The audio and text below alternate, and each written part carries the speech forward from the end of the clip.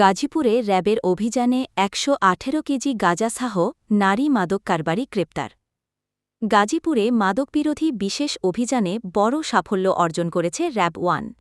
বুধবার গভীর রাতে পরিচালিত অভিযানে ১১৮ কেজি গাঁজাসহ এক চিহ্নিত নারী মাদক ব্যবসায়ীকে গ্রেপ্তার করা হয়েছে।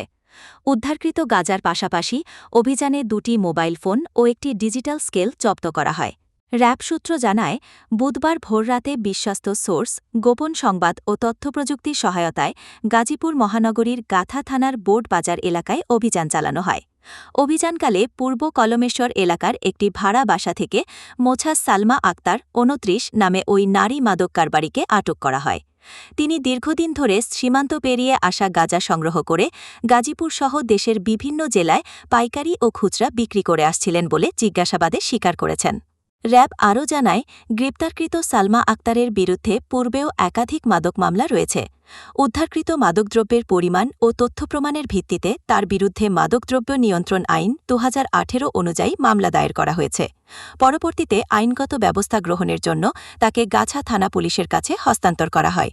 র্যাবের এই অভিযানকে গাজীপুরে মাদকবিরোধী চলমান অভিযানে একটি গুরুত্বপূর্ণ অগ্রগতি হিসেবে দেখছেন সংশ্লিষ্টরা।